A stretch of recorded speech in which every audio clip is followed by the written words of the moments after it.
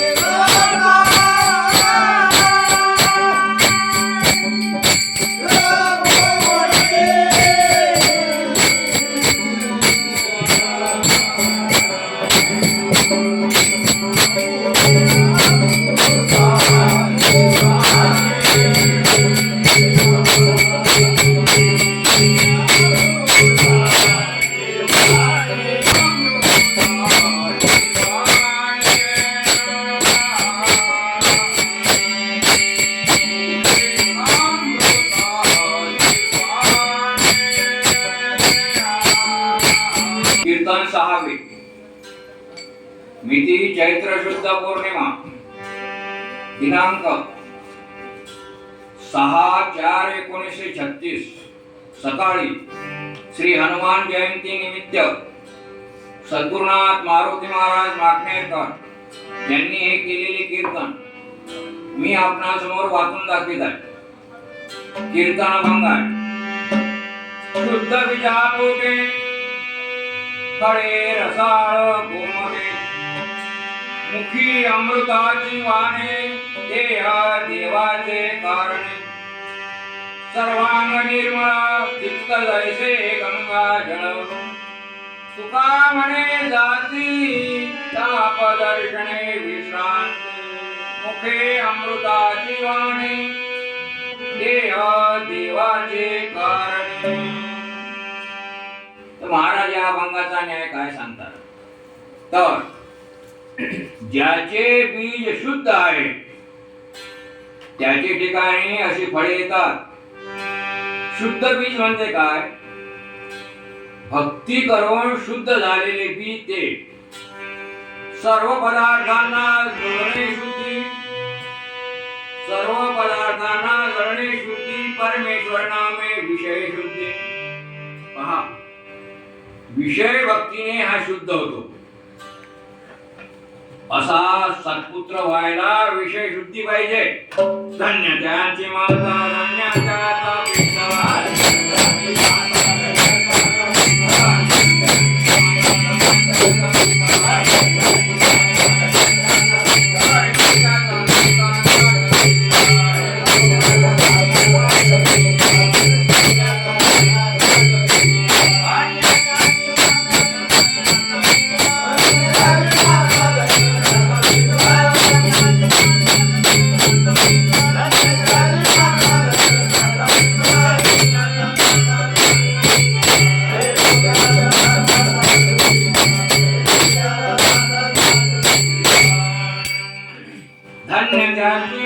धन्य त्याचा पिता त्रैलोक्याचा दाता साठविला.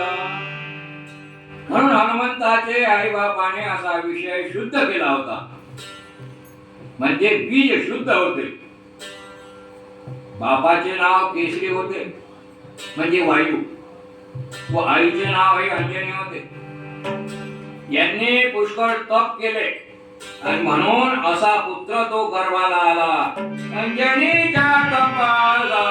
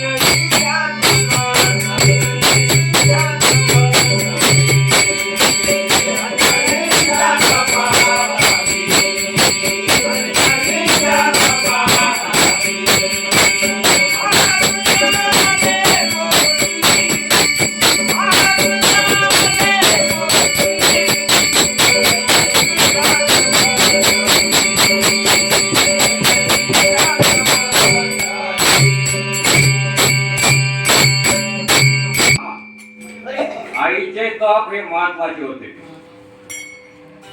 आईचे तप हे महत्वाचे होते. ते वानर नव्हते, तर मद्रासकडे गुलबर्गा येथे राहत होते. वायू हे त्यांचे कुळ होते. मरकट वगैरे त्यांना कुटील लोकांनी म्हटले आहे. ते शूर क्षत्रिय राजघराण्यात झाले होते, पण असा क्षत्रियांचा गर्भ अंजनीला राहिला. देशाचे दैव उदयाला यायची वेळ होती. त्यावेळी अंजनीच्या अंतःकरणात ईश्वर बोलू लागले. ते वगैरे साक्षात्कार झाले. म्हणून हनुमंताचे जन्माची वेळ आली. तो दिवस चैत्र शुद्ध पौर्णिमेची सूर्योदयाच्या समयाची. पहा, हा आजचा दिवस होय. त्या प्रसूती वेळी आकाशातून देव विमानातून आले. पुष्प गुलाल वगैरे हाती घेतले, उभे राहिले आणि अशा वेळी कपिरूपी प्रगट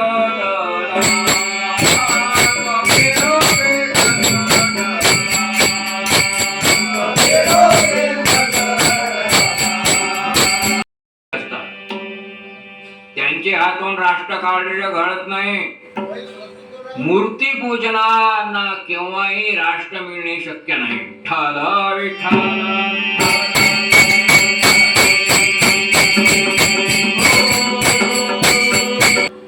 नुसती वाचार पंचविषयी आहे.